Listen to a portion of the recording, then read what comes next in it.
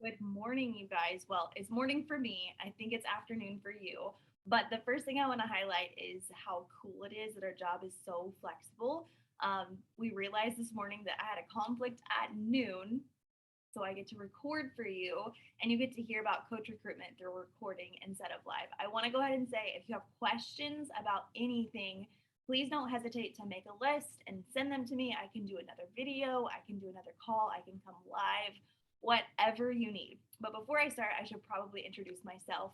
My name is Paige Farr, and I've been a coach for almost 5 years. Actually, what is today?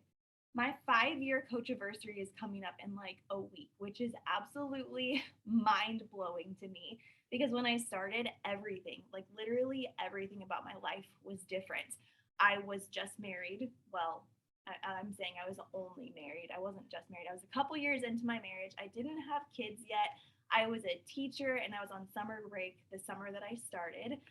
And I had goals with coaching, but it was mostly centered around just paying off my school debt. And I didn't know where coaching was going to lead me. And as I look back on this journey, now I'm 5 years in. I have one son and he's almost two, and I'm pregnant with my second. It's going to be a girl and she's due in August. I'm not teaching anymore, I'm coaching full time. And I kid you not, I think every single thing in my life is different because of coaching.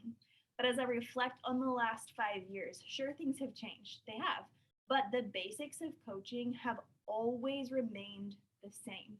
The way we do them has changed, obviously. Instagram has changed, Facebook has changed, bod groups have changed everything, body has changed everything.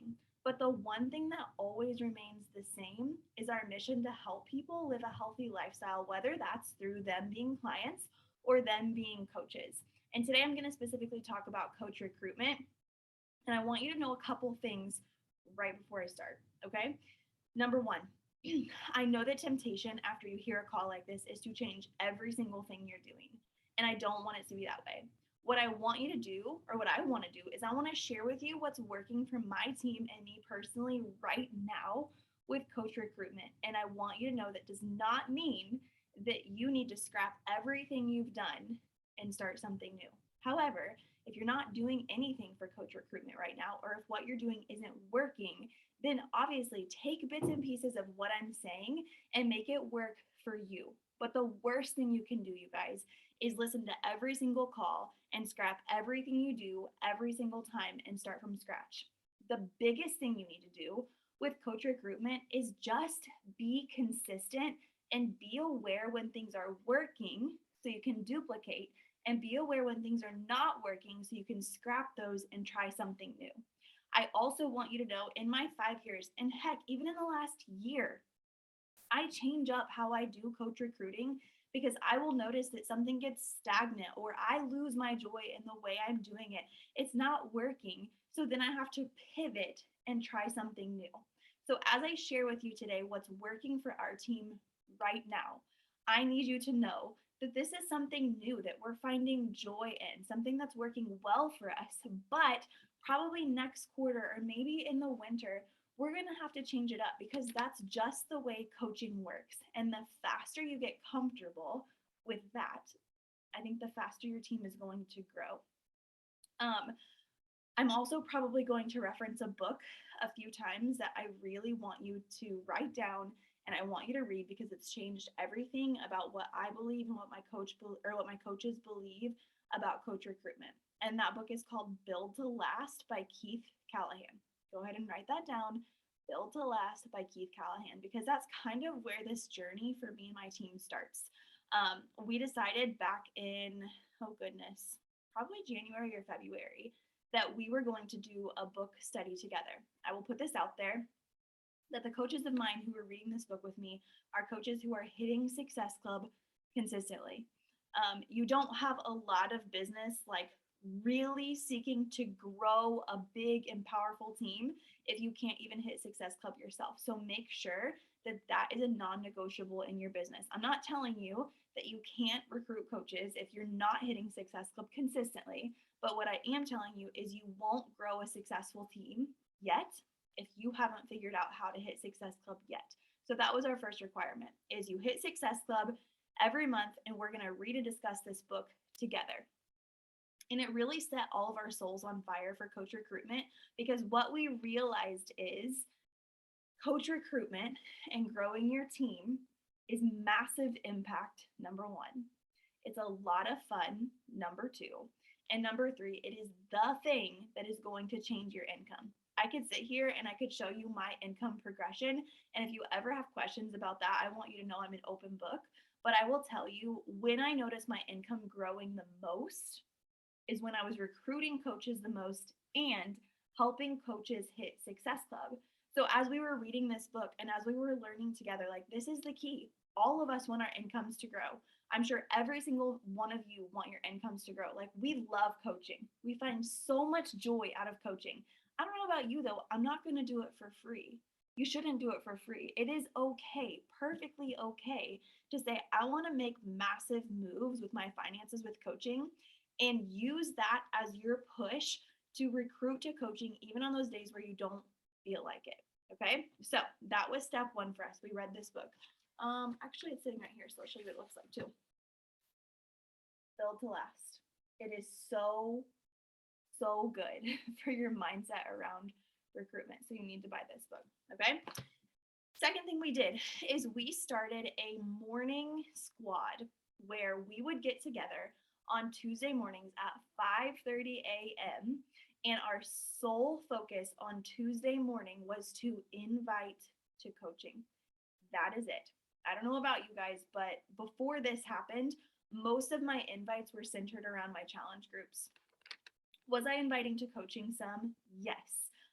Every single month, I would take intentional time, my last 2 weeks of the month, and I was inviting to coaching. I was talking about coaching. But this was different because this was me being consistent every single week of the month, not just a couple weeks of the month. Consistently getting in and inviting to coaching. And if you're like the girls on my team, here's probably what you're thinking. I don't have anybody to invite to coaching. And believe me, we have crossed that bridge, and that is a limiting belief with so many coaches, because you feel like there's nobody out there who you can invite, or you've invited everybody that's there. So what we did to tackle that obstacle, every night or every day, the Monday before we would hop on and invite on Tuesdays, we would craft content all about coaching. And every week it was different. We would give out an assignment. It was either a post about coaching, or it was them talking on their stories about coaching. And almost every Tuesday, as we were inviting, we would also hop on our stories and talk about what we were doing and also talk about coaching. So I think that the content about coaching, and there's so many different things you can post about coaching. I'm not going to go into that right now, but that's super important because it gives you a place to start. If I have no content about coaching on my page, it's going to be really confusing to people when I get into their inbox and invite them to something they've never heard me talk about ever. So my strategy on Tuesday mornings when we would go in to invite, and my girls' strategy when they would go in and they would invite, is to start with that content.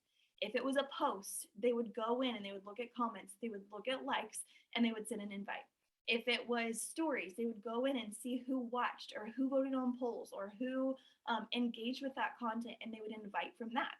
The next thing you need to know is the invites that we were doing were super specific.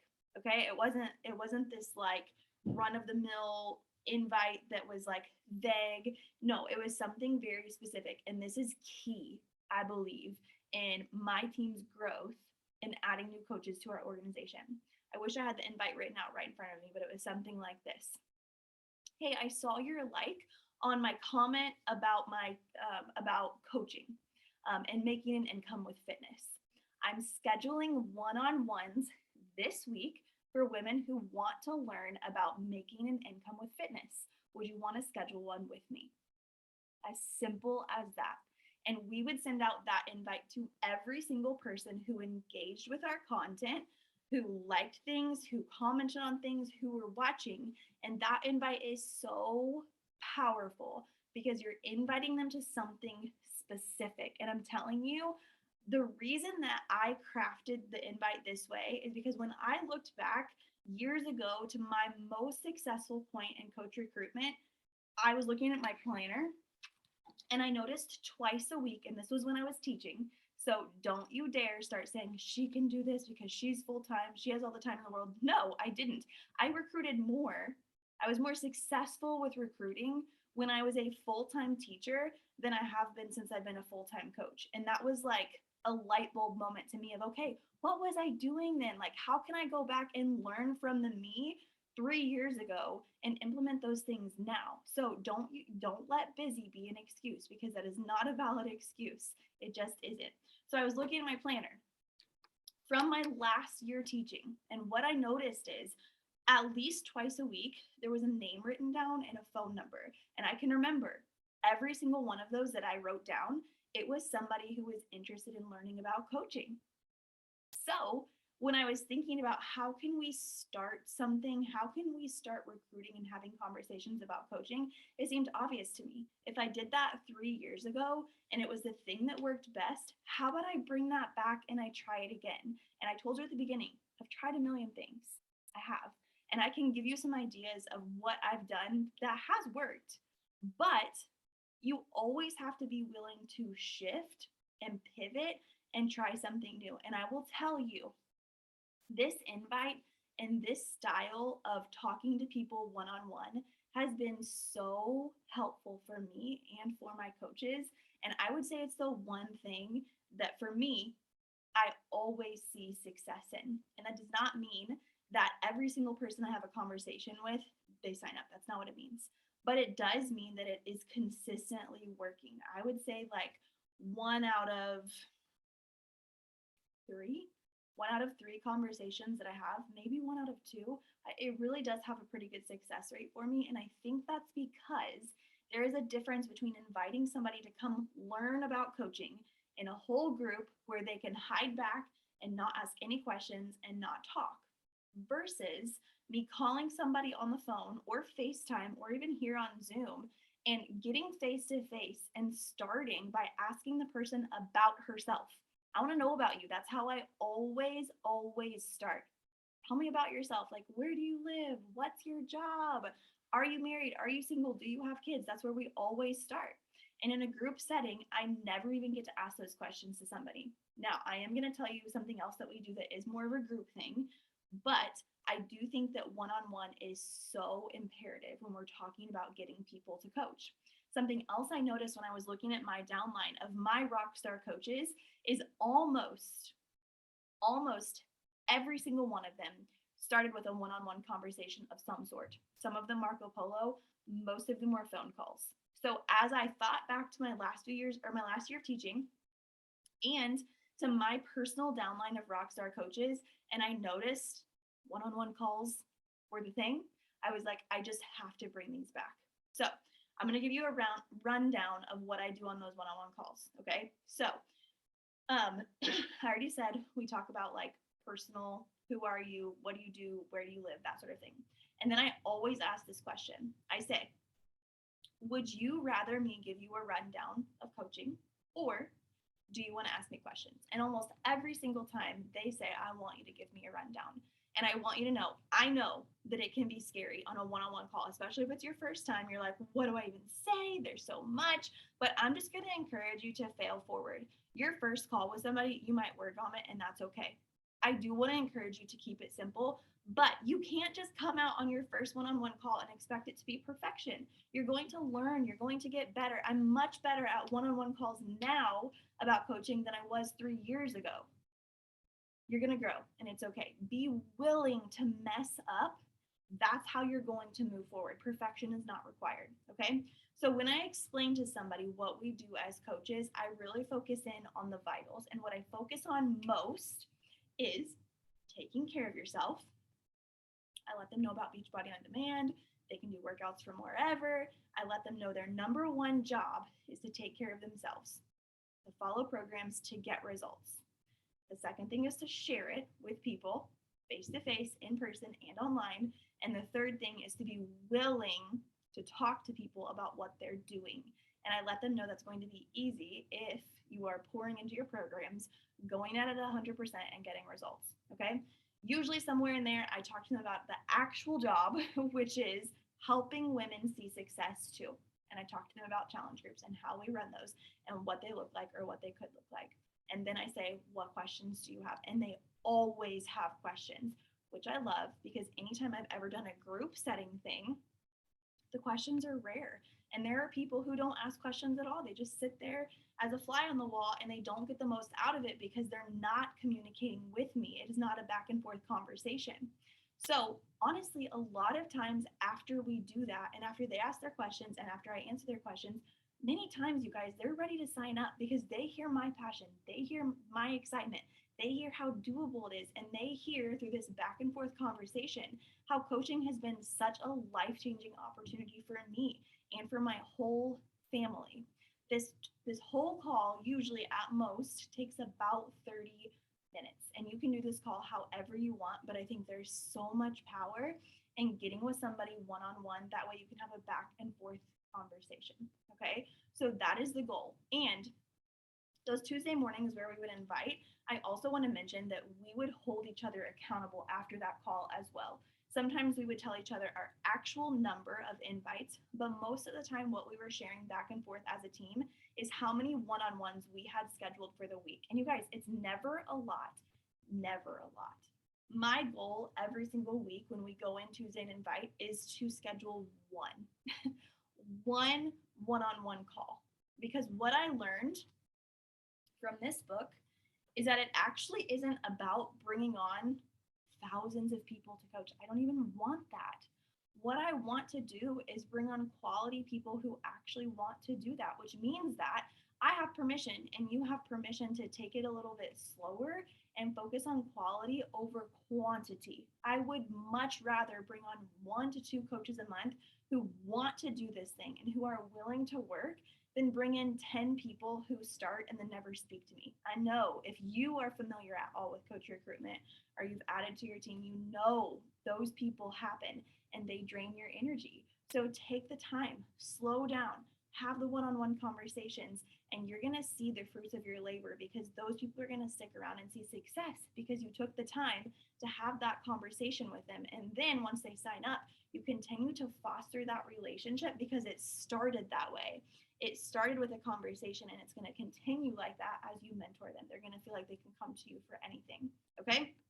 So the next thing I want to share with you that my team has been doing that's been successful, but I'm going to tell you, it is not as successful for me personally as the one-on-one calls. And a lot of times I pair them together. Okay. We have a thing called Big Sweaty Saturday, and we've been doing this for probably 6-ish months. It is consistent. It is the third Saturday of every single month, and we do it as a full organization.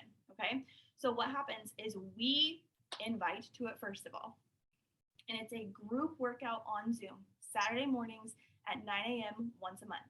We invite people, we send them whatever sample for the program that's coming out next. So this weekend when we do it, it's coming up on the 18th. My team is inviting to it this week. We're going to do the fire and flow sample.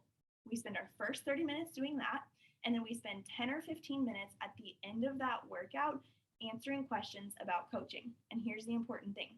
There is a moderator, if you will. Usually it's me, and I'm asking a question to the whole group of coaches on Zoom. My coaches are the ones that are answering questions, and the people that we've invited are listening. So I will ask a question like, what was your biggest fear before becoming a coach? And the way I know if they want to answer is they use the little emoji on Zoom and they raise a hand. And I pick up to 3 people to answer a question. And my girls are so receptive to that. They all want to answer all the questions, and I love that. So I ask 5 or 6 questions like that. I call on different people to answer the same question, which is amazing because we get so many different perspectives. And I try to call on people who have different perspectives. So one of the questions is like, what are your daily non-negotiables as a coach? Or how do you fit coaching into your day? That's one of my favorite ones to ask because people are busy. They need to know how this works in a busy day. So I'm going to call on a mom. I'm going to call on a teacher, and I'm going to call on a single girl who travels a lot. That way people there they see not everybody doing this is full-time like I am. Not everybody doing this is a mom like I am. Different people in different phases of life are doing this coaching thing and fitting it in different ways. And that is the goal, is that people who come to this hear from lots of different people. And of course, at the end, we have a Q&A. But This is not nearly as personal as the one-on-one call. Many times I pair them together. On that one-on-one call, I will say, also, put this in your calendar. You can come and work out with us. And then we're going to answer some questions. And then the important thing too is that whoever you've invited to come and listen to that you follow up with them afterwards and see if they have any questions. You can do it either way. Have your one-on-one before or have your one-on-one after. And I also want to reiterate again, this is what's working for us. You do not have to totally revamp every single thing you're doing. The most important thing that you need to do if you are looking to grow your team is just be consistent in something. I will tell you, in those months or in those seasons that I'm like looking at my downline and thinking, I have not added a business builder in months. And believe me, it's happened to me, you guys. It's happened. And I'm sitting here successful as a full-time coach. It has happened. But you have to be aware enough of what's going on in your business to say, listen, this is what's happened. And I'm ready to move past that and be consistent in something, even though it feels really hard. And I find that inviting to coaching, coach recruitment is the hardest thing for myself and my full team to do consistently because we want to base it on the outcome. And the second you start basing it on the outcome is the second that your outcome, it's worse. And what I mean by that is if you are doing all this work, we're doing all these one-on-ones, we're doing all these invites, we're doing these big sweaty Saturdays, and I'm feeling like I still don't have new coaches, the temptation is to quit inviting to coaching and pivot to the easier thing, which is inviting to challenge groups. But every single time I pivot, and I'm just like, I'm going to take it slow. I'm not going to be as intentional about recruitment. It is harder for months and months to come. I understand it can be draining. It can be hard to be consistent with however you do coach recruitment. But it is imperative if you're wanting to grow your team and more importantly, grow your income. Like it's just something that you have to stay consistent with, even if it's hard. I know you've probably heard this said. I've heard this said that whatever you're seeing happening in your business today is likely the fruits of your labor from a month or 2 months ago. And this is no different. If you stop talking about coaching, if you stop inviting to coaching, you're going to have a really hard time next month and the month after getting anybody who wants to do this with you. The last thing I want to say, actually maybe two more things, is your mindset before you go into anything coach recruitment related is super important. Every Tuesday before we started inviting, we took probably 5 minutes to do affirmations or write down what we're thankful for coaching specifically, before we started talking about coaching and inviting to coaching. Because what I've found is if I go into inviting to coaching without thinking about my mindset, then it's really hard for me to get excited about it. But if I sit down and I just think of 3 things that I'm thankful for because of coaching, or 3 ways that I've grown because of coaching, or 3 things that wouldn't be in my life at all if it hadn't been for coaching, then I get excited about inviting to coaching because I know what it can do. I mean, think about it seriously.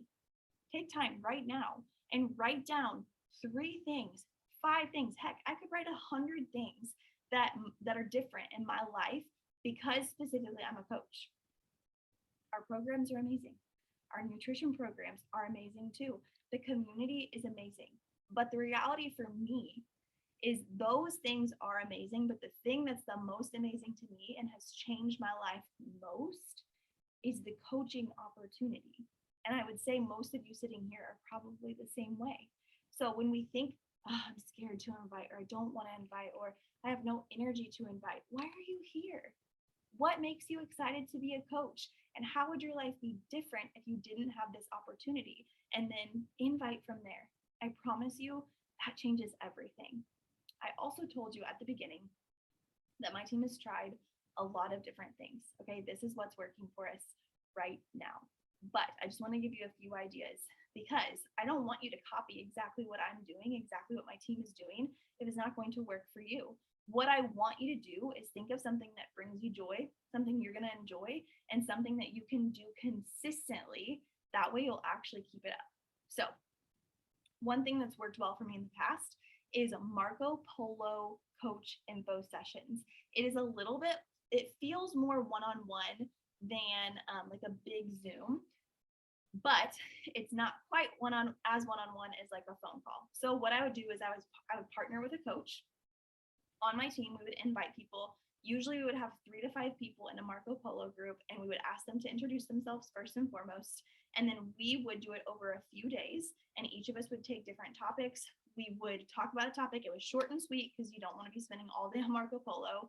And then after we would talk about a topic like what we do as coaches, how we make money, following programs, that sort of thing, then we would give them time to ask us questions, and we would go through several different topics on Marco Polo, and I really loved it. Actually, there's not really a huge reason that I stopped doing that other than one-on-ones just work a little bit better for me, but I did love doing it that way.